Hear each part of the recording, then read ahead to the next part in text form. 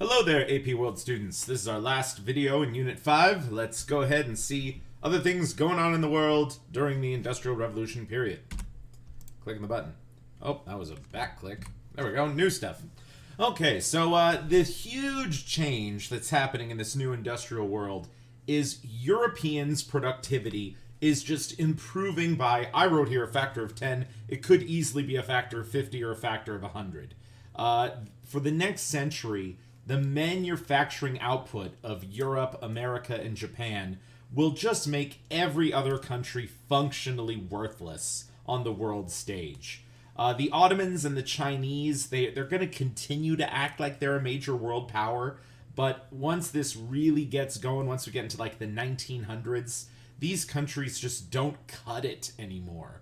They will have a lot of the raw materials that Western powers still want, so they're still going to be a part of the world economy, but they're no longer going to be the center of the world that they were 500 years before. And yeah, here's a little graph in the corner there. It shows the main manufacturing output of the world, and China and the Ottomans aren't even on the graph. So that's just really, really sad that they've been totally left behind over the scale of history. And I think this middle picture is quite telling. It's tanks battling guys riding on horses. Like this is the new world that you're looking at once you get into the 1900s. The industrial economies have these incredible machines and incredible tools of war, and if you don't match them, you can't beat them. It's that simple. Okay, and the British Raj, this is a really important thing. So we already talked about the British East India Company in a previous unit, and I said that, they were this private company that kind of took over India and gave stuff to Britain. Well, the British East India Company was doing so well that the British government just formally annexed the company and decided that all the company's holdings in India were going to be a part of the British Empire. So by sort of taking over India, they created this puppet government called the British Raj. And the Raj hired a bunch of Indian guys to be in charge, but they weren't really in charge. The real people in charge were the British government. And India was this, it still is today, this incredibly important space. There's so many people that live there, so many unique resources that come out of India. It's right there in the center of Asia, right along kind of the traditional Silk Road routes. So this would be the crown jewel of the British Empire. For the next 100 years, the United Kingdom would just exploit the heck out of India. And also, I'll just mention this now too, because it will come up.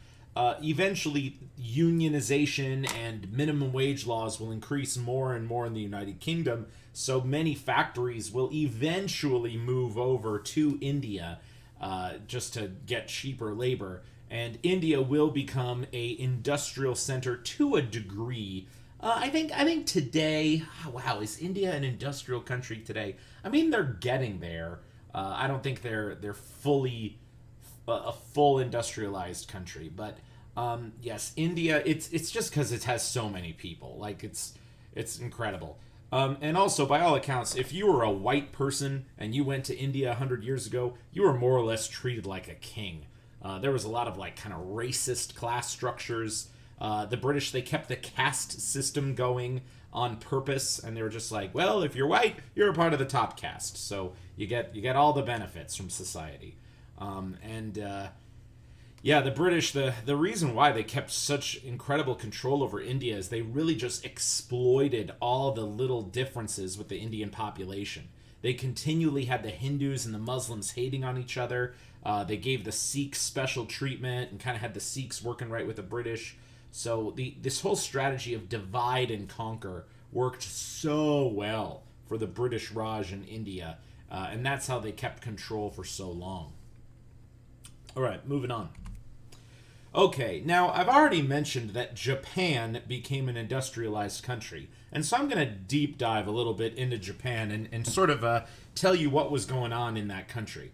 Well, for the entirety of Japan's history until the year 1860, Japan was just living in feudal medieval times. Okay, you go back in time to the year 1850. Everybody in Japan is, using swords and riding horses, and they have no idea what guns really are. Well, they had an idea of what guns were, but they didn't really have a lot of guns then. And what happened was an American expedition came into Tokyo in the late 1850s, and they launched some cannonballs at Tokyo, and Tokyo was like, get away from us. But they realized that the Americans had totally outpaced them in technology. And at that point, the Emperor of Japan, this dude named Meiji, there's a picture of him in the top right corner there, Meiji said, we have to catch up.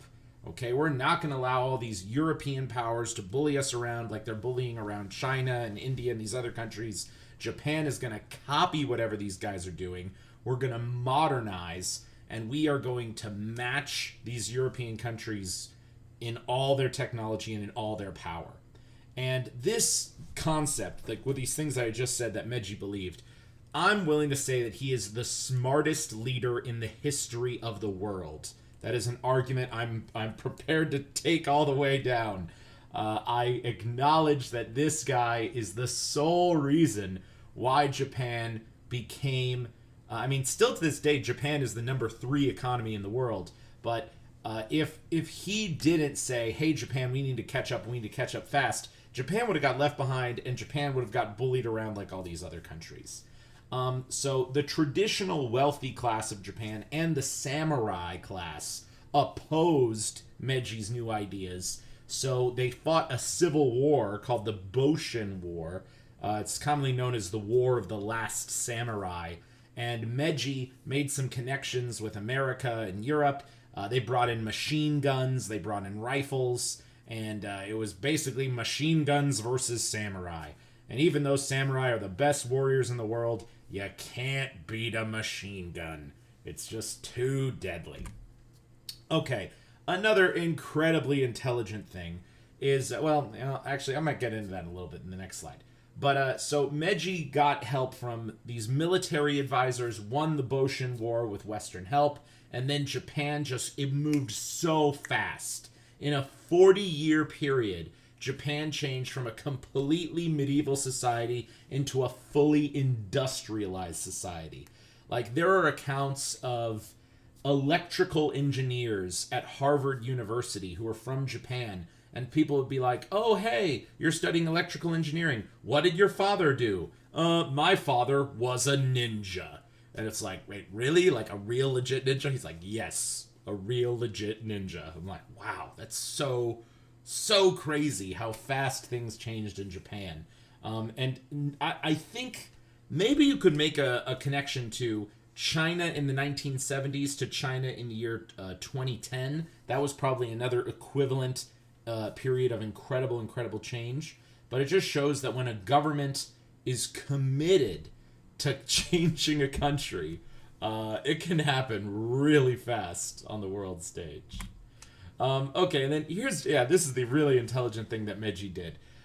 Meiji said, okay, not only do we want to copy what all these European and American countries are doing, we want to improve upon concepts of industrialization and make things even better.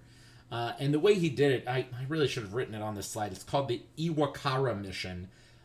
Meiji sent young people all over the world in this kind of world tour, and they met Thomas Edison, they met Henry Ford, they met Guglielmo Marconi, they even met the Wright brothers, and they just learned from all these people about how an industrial economy works, how all these inventions are made. And when those young people came back to Japan, they all became college professors, and they taught more and more Japanese people how to be an industrialized world. And for the rest of history, Japan will be a major power on the world stage, especially an economic power. I mean, they were the number 2 economy from 1950 to 1980, and they're the number 3 economy today.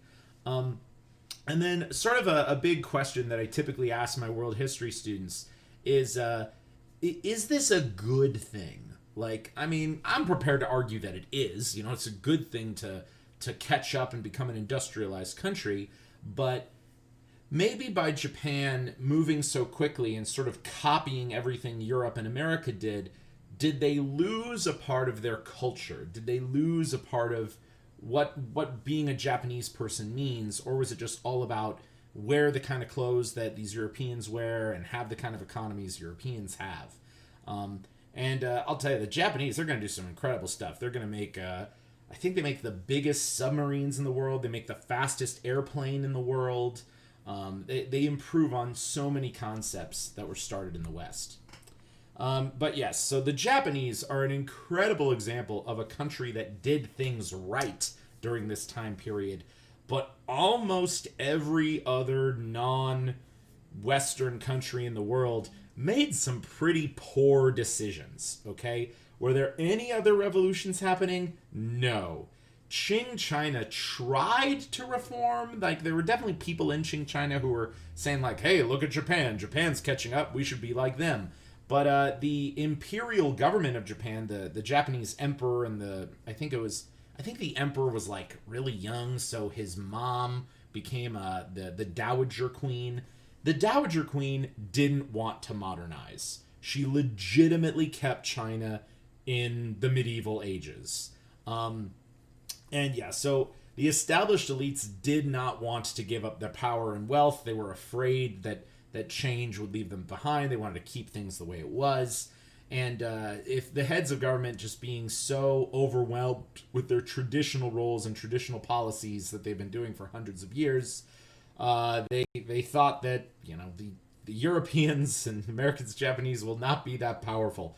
It's going to be a fatal mistake, okay? And in the entire next unit, I'm going to teach you guys basically how Africa and so many Asian nations just get totally screwed by these new industrialized economies. They're going to get left in literal darkness. It's going to suck. Okay. And yeah, so here I am just stating it one more time.